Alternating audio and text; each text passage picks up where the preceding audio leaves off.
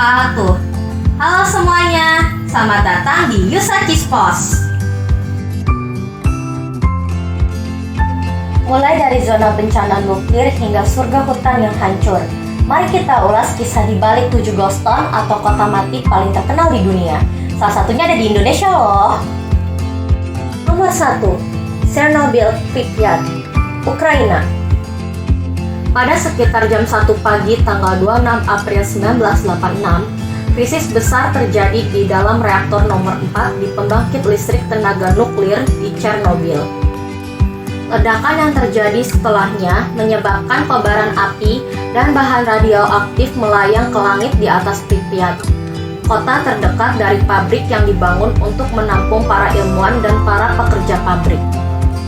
Butuh waktu 36 jam sebelum 49.000 penduduk kota dievakuasi.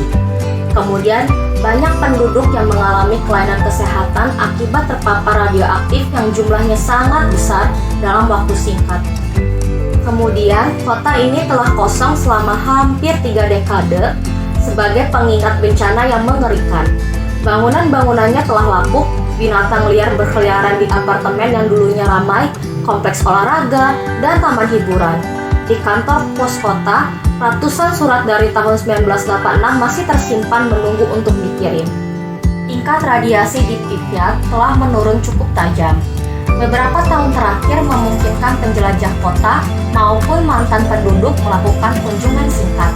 Namun, para ilmuwan memperkirakan bahwa perlu beberapa abad lagi sebelum kota Pripyat aman untuk dijadikan tempat tinggal lagi. Nomor 2, Oradour-sur-Glane, Prancis. Sore hari 10 Juni 1944, desa Oradour-sur-Glane adalah tempat terjadinya salah satu pembantaian terburuk warga sipil Prancis selama Perang Dunia II, yang diyakini sebagai tindakan balas dendam Nazi atas perlawanan Prancis.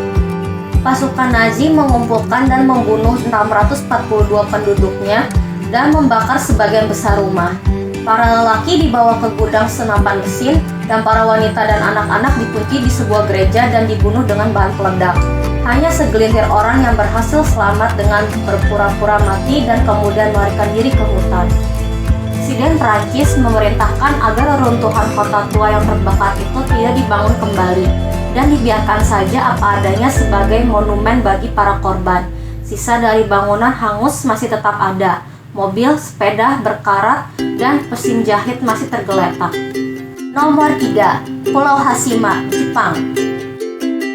Kota Kunkajima atau Hashima merupakan pulau tidak berpenghuni yang berada di lepas pantai Nagasaki. Pada tahun 1959, Kunkajima pernah mencatatkan rekor sebagai kota terpadat di dunia. Cerita dimulai ketika perusahaan otomotif Mitsubishi membeli Kunkajima pada tahun 1890. Tujuannya untuk mendapatkan hasil batu bara di dalam dasar laut. Namun, ketika fungsi batu bara dapat digantikan oleh minyak tanah, maka tambang batu bara ditutup. Dan pada tahun 1974, Mitsubishi resmi mengosongkan Kunkajima. Banyak gedung tinggi masih dipenuhi oleh TV-TV tua dan barang-barang peninggalan lainnya dari pertengahan abad ke-20 dengan kolam-kolam renangnya yang dulu penuh sesak. Ruang-ruang pangkas rambut dan ruang-ruang sekolah sekarang duduk berantakan. Nomor 4, Varosa, Siprus. Dulu, Varosa adalah salah satu tempat wisata kelas dunia dan sering dijadikan destinasi para selebriti mancanegara. Tempat ini memiliki segala kemewahan seperti sarana belanja, hotel berbintang, klub malam, hingga keindahan pantai.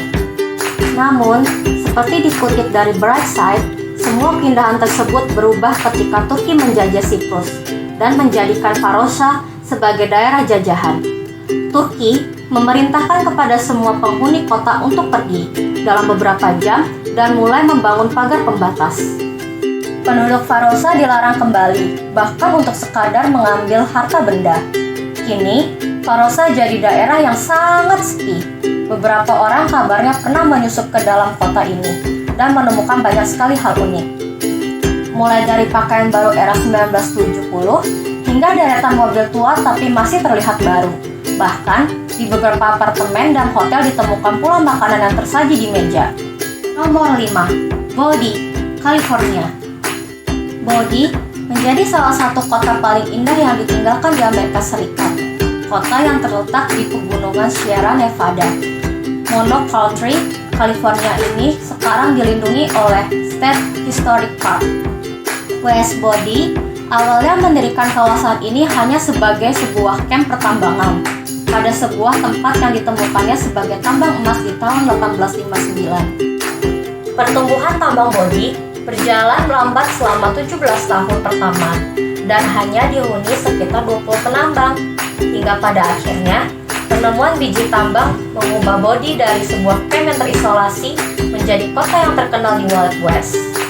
Berbagai kalangan datang ke tempat ini, mulai dari penjudi, pengusaha, perampok, hingga pelacur mencari peruntungan ke tempat ini. Pada 1879, Bodie memiliki populasi sekitar 10.000 orang dan sekitar 2.000 fasilitas umum seperti bank, kereta api, dan beberapa kantor surat kabar. Pada suatu ketika, pernah dilaporkan ada sekitar 65 mobil yang dijejer rapi di sepanjang jalan utama kota. Lama-kelamaan, reputasi Bodie berubah menjadi kota yang terkenal akan tindakan kekerasan, kejahatan, pembunuhan, dan perkelahian. Menggunakan obat-obatan terlarang menjadi gaya hidup yang populer di kalangan penduduk kota Bodie. Masa-masa kemasan tidak berlangsung lama. Pada 1882, banyak perusahaan pertambangan kecil mengalami kebangkrutan. Kemudian, pada tahun 1910, kurang dari 1.000 orang yang masih bertahan di kota ini. Lalu, sebuah kebakaran menghanguskan kota pada 1932 dan menghancurkan 90% bangunan yang terdapat di Bodie. Hingga saat ini, Bodie menjadi kota yang paling otentik dan tetap dilestarikan di kawasan barat. Sebagian besar bangunan yang selamat dari api masih berdiri. Nomor 6. Fordlandia, Brazil. Fordlandia didirikan oleh seorang pengusaha asal Amerika Serikat bernama Henry Ford pada tahun 1927. Pembangunan dilakukan sebagai fasilitas pendukung dari keberadaan perkebunan karet di hutan hujan Amazon sepanjang sungai Tapajos. Ford mengembangkan kota kecil dengan fasilitas lengkap seperti kolam renang, lapangan golf, kafetaria, hingga tempat hiburan. Namun, seperti dikutip dari Brightside, penduduk setempat justru merasa tidak nyaman sehingga menolak pembangunan. Pada tahun 1930, para pribumi memberontak dengan melemparkan mobil ke sungai dan mengusir para petinggi perusahaan ke dalam hutan. Semenjak itu, Fordlandia ditinggalkan untuk selamanya. Nomor 7. Simacem di Indonesia. Simacem berada di Sumatera Utara yang ditinggal pergi seluruh penduduknya karena erupsi serta letusan Gunung Sinabung pada tahun 2010 silam. Lokasi Simacem memang tepat berada di kaki gunung setinggi 2.460 meter.